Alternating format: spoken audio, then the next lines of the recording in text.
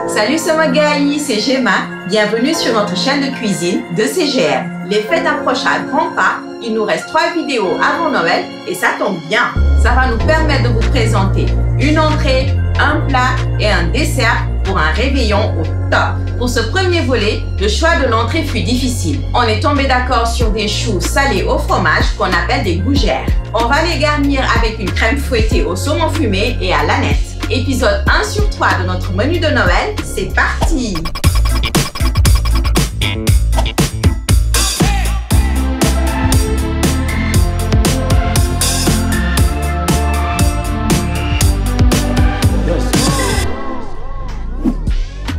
Concernant les choux, on réalise ce qu'on appelle un craquelin pour une jolie finition. Cette préparation a besoin de repos au congélo pour solidifier. On va donc commencer par cette dernière. Il est normalement composé de beurre, de farine et de sucre. Mais vu qu'on est sur du salé, nous allons remplacer le sucre par du parmesan. Je mélange 40 g de beurre, 50 g de farine et 50 g de parmesan râpé. Je pétris jusqu'à obtention d'une pâte bien lisse. Puis, je l'étale entre 2 feuilles de papier sulfurisé. Une épaisseur de 2 mm fera largement l'affaire. Le but étant de couvrir le sommet de nos choux, les disques doivent avoir le diamètre de ces derniers une fois pochés. Je prédécoupe des disques avec une bouille et je réserve au congélo. On attaque la pâte à choux. Elle fait peur à beaucoup, dont moi au début, mais c'est super simple. Il y a plusieurs façons de faire votre pâte à choux. Vous pouvez remplacer l'eau par du lait ou faire moitié-moitié. Plus vous ajoutez du lait, plus vos choux seront moelleux.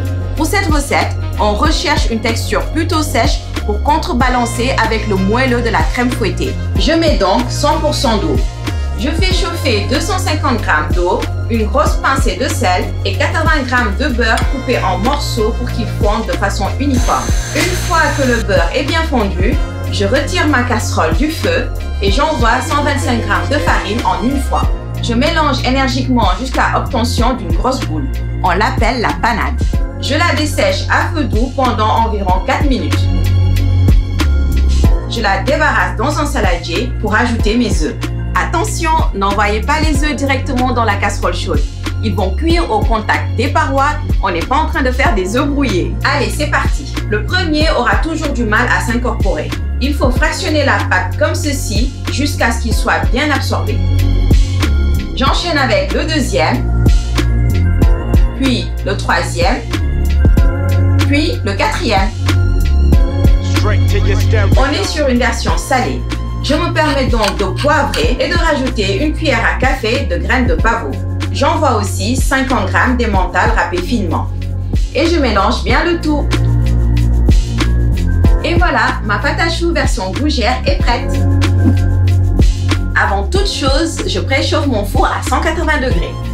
Je remplis ma poche à douille et je couche mes choux en quinconce sur du papier sulfurisé. Marco, le roi de la douille, en action. N'oubliez pas de les espacer car ils vont gonfler à la cuisson. Pour la première fournée, enlevez les pointes avec votre doigt en prenant soin de d'abord le tremper dans l'eau. Pour la deuxième, j'envoie un disque de notre craquelin parmesan. Appuyez bien pour faire disparaître la pointe.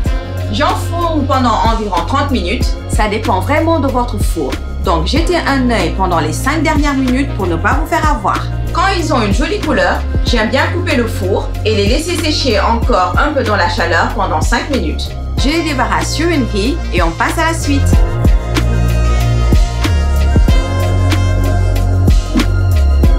Comme je vous l'ai dit dans l'intro, on va garnir nos choux avec une crème fouettée au saumon et à l'aneth. 2 astuces pour être sûr de ne pas louper cette dernière. Il faut utiliser de la crème fraîche à 30% de matière grasse minimum. N'essayez pas avec des crèmes allégées, vous allez fouetter jusqu'en avoir marre. Ce sont les molécules de gras qui emprisonnent l'air et donnent à la crème cette texture. Donc si vous n'avez pas de gras, deuxième point important, il faut que votre crème soit méga fraîche. J'entends par là super froide. Je l'ai donc mis au congélo 10 minutes avant de la monter. On est en hiver, donc l'environnement n'est pas trop chaud. Mais si vous tentez de faire ça pendant l'été, il faudra laisser votre saladier et vos outils au congélo pour mettre toutes les chances de votre côté. On fouette tout ça jusqu'à obtenir une chantilly bien serrée.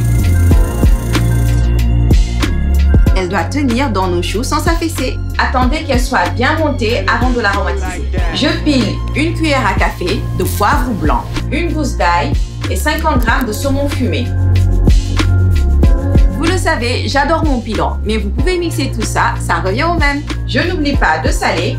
Je détends ma pâte de saumon avec 3 cuillères à soupe de crème fraîche. Et j'ajoute tout ça délicatement dans ma crème fouettée. Je cisèle aussi de l'aneth. Je découpe une brunoise de saumon fumé pour ajouter de la mâche à tout ça.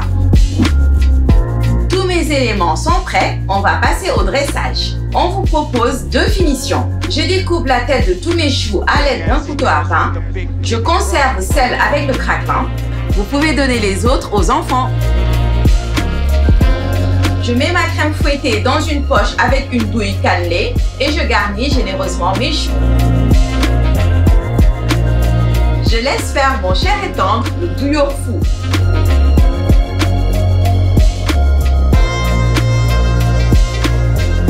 Je remets le chapeau pour la finition craquelin. Surtout, n'hésitez pas à vous abonner. Appuyez sur la cloche pour ne louper aucune de nos vidéos. Cliquez sur le pouce bleu si vous avez aimé. Commentez, partagez en masse. Je rajoute des petits dés de saumon et des brins d'aneth. Pince à épiler pour une précision extrême. Je ne me suis jamais autant donné de mal de ma vie. Je dépose quelques œufs de saumon sauvage. On est en mode top chef aujourd'hui.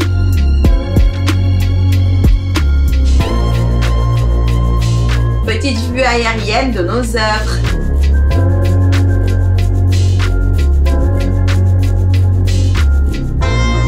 Franchement, ça donne pas envie cette affaire?